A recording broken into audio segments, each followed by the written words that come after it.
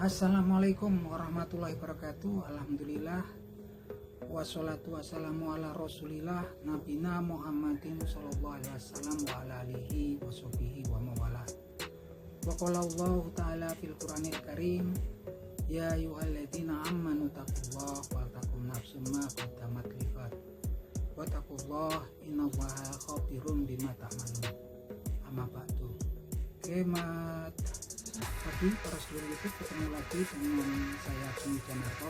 Seperti biasa di pagi hari ini saya akan mengajak ngobrol para seluruh saya, sobat-sobat saya sekarang hal yang bersifat religius. Jadi teman-teman, Allah Subhanahu wa Ta'ala berfirman di Al-Qur'anul Karim tepatnya di surat An-Nisa ayat 145 yang bunyinya seperti berikut.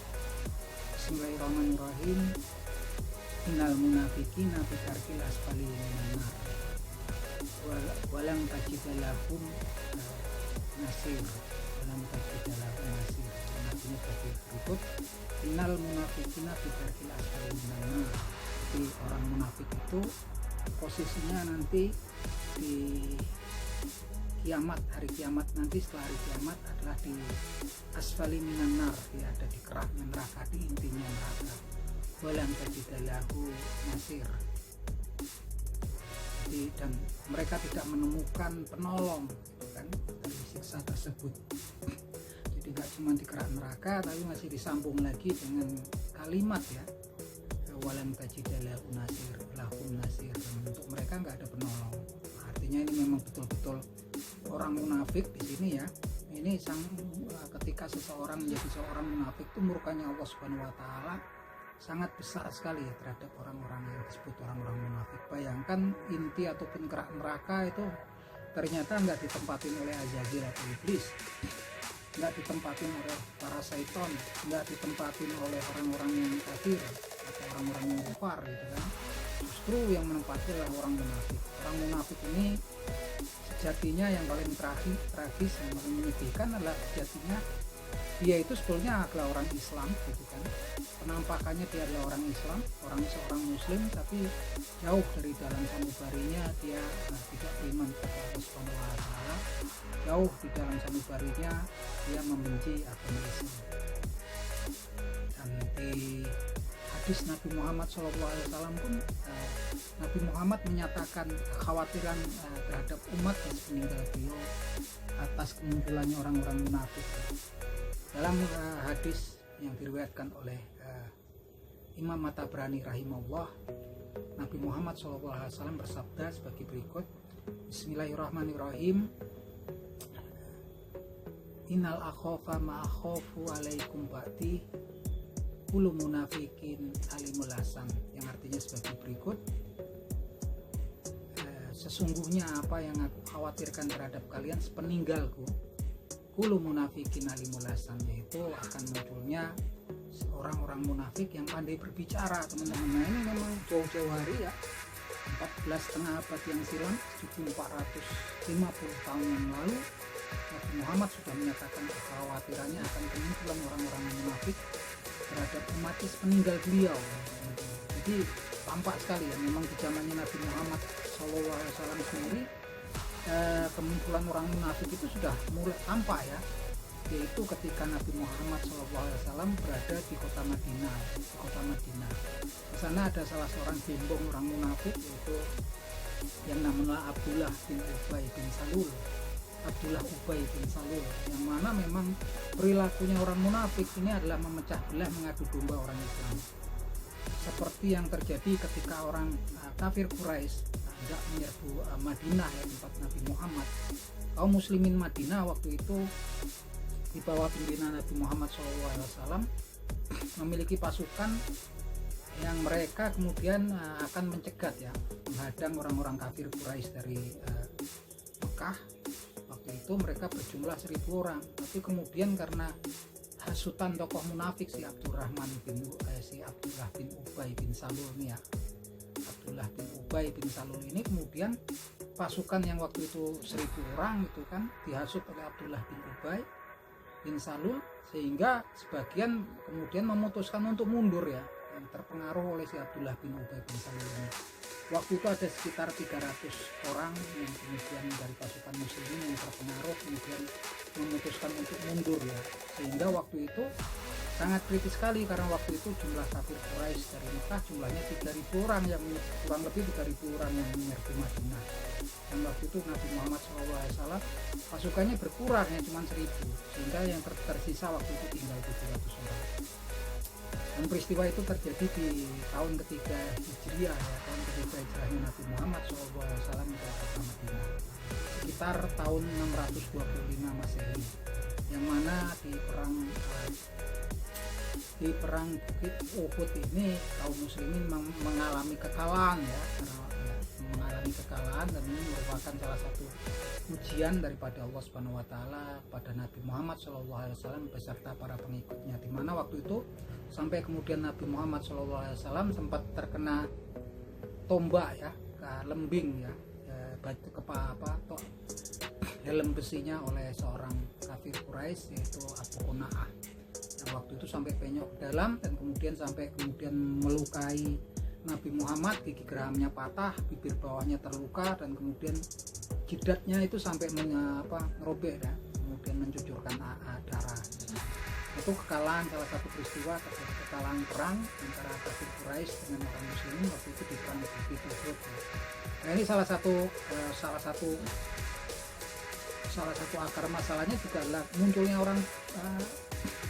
munculnya orang-orang munafikin yang kemudian memecah belah pasukan bala tentara orang muslimin yang waktu itu 1.000 berkurang menjadi 700. Nah, ini betapa luar biasanya dia dalam mengadu domba ya, mengadu domba, memfitnah Nabi Muhammad SAW beserta juga para keluarganya, juga nggak lepas dari fitnahan si Abdullah bin Ubay bin Salul selama di Madinah. Dan Nabi Muhammad SAW juga nggak, sepertinya susah untuk kemudian bertindak tegas, karena memang orang penampakannya orang munafik ini mereka juga orang muslim gitu kan, orang muslim, dan mereka juga bahkan ada membangun masjid segala kan, bahkan mereka juga tahu lah tentang Al-Quran, tahu kitabullah, tahu tentang hadisnya Nabi Muhammad SAW, karena mereka penampakannya adalah orang-orang muslim, tapi dari hati yang paling dalamnya mereka nggak beriman kepada Allah Subhanahu wa taala.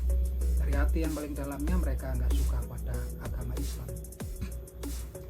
Peristiwa orang munafik setelah Nabi Muhammad pun muncul ketika di zamannya Khalifah Utsman bin Affan radhiyallahu anhu, di mana dulu ada seorang Yahudi dari kota Sana'a Yaman gitu kan, yang namanya lah Abdullah ibnu Sabah atau Abdullah bin Sabah. Dan ini orang Yahudi ini masuk Islam, tapi ternyata dia memang masuk Islamnya hanya merusak agama Islam dari dalam ya teman-teman.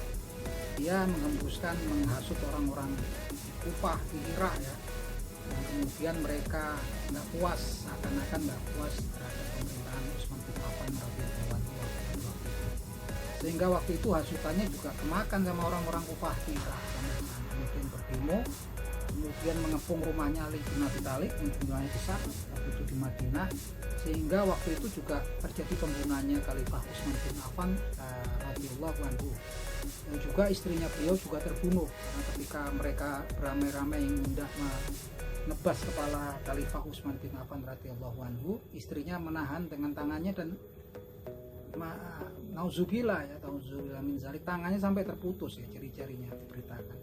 Dan istrinya Utsman bin Affan ini pun meninggal, dan dia adalah saudara sepupu daripada Khalifah Muawiyah bin Abu Sufyan yang merupakan gubernur Syam, yang mana kemudian Khalifah Muawiyah bin Abu Sufyan ini menuntut hukuman kisos ya kepada Ali bin Abi Thalib yang waktu itu hendak diangkat menjadi khalifah pengganti daripada Utsman bin Affan radhiyallahu anhu, yang mana memang waktu itu khalifah yang akan diangkat waktu itu Ali bin Abi Thalib radhiyallahu anhu mengalami kesulitan waktu itu karena jumlahnya, masanya yang mengepung rumahnya Utsman bin Affan ini jumlahnya banyak gitu.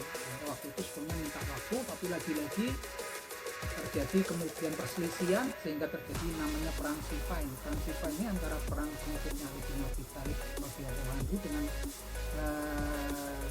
Umayyah, Khalifah Umayyah bin Abu Sufyan radhiyallahu anhu, setelah para pengikutnya, yang berakhir memang berkepanjangan ya ini ya, sampai kemudian memang akhirnya damai. Tapi pada waktu yang bersamaan juga terjadi perang Jamal.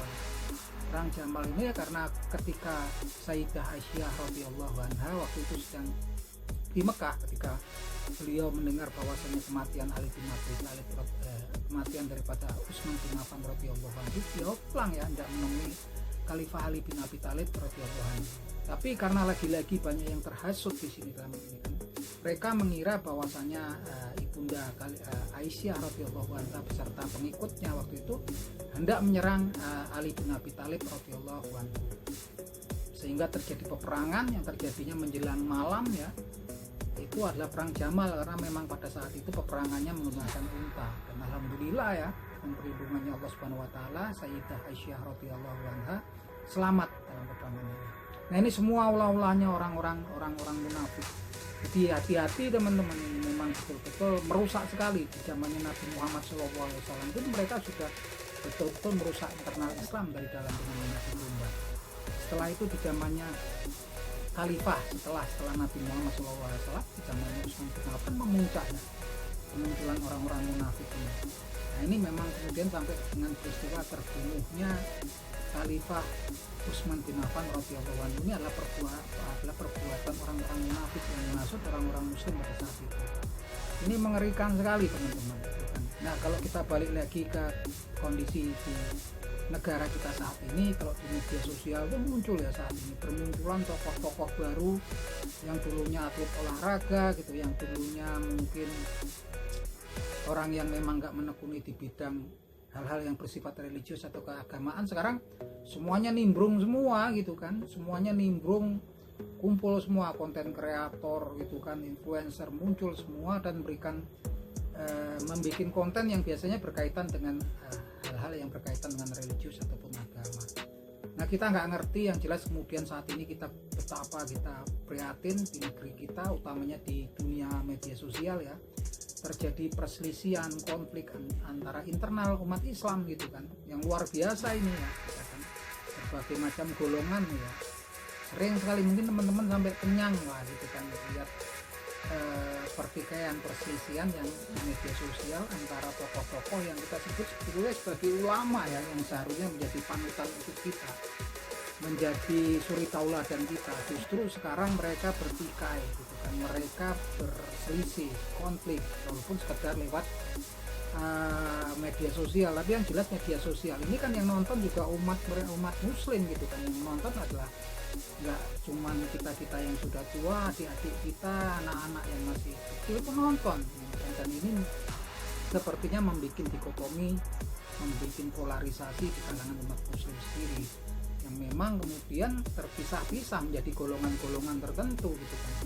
Yang jelas ketika terjadi perselisihan, terjadi konflik seperti ini kita nggak tahu gitu kan. Yang jelas kalau kemudian tidak zamannya Nabi Muhammad SAW itu orang munafik itu sudah ada, di zamannya para khalifah setelah Nabi Muhammad SAW itu sudah ada, berkembang, apalagi sekarang gitu kan, yang kita nggak tahu. Mereka selalu di belakang layar dan mereka selalu mereka akan susah karena mereka tampaknya adalah orang-orang yang kemudian yang tahu kitabullah, mereka pun mungkin hafal hadisnya Nabi Muhammad SAW, mereka tahu tentang Al-Quran. Nah, mereka pun melakukan ibadah seperti kita kan gitu kan, tapi di dalam hati sanubarinya yang paling dalam mereka tidak beriman pada Allah Subhanahu wa taala, dan mereka tidak suka dengan agama Islam. Dan ini kita nggak akan tahu itu kan, karena memang di dalam sanubari mereka.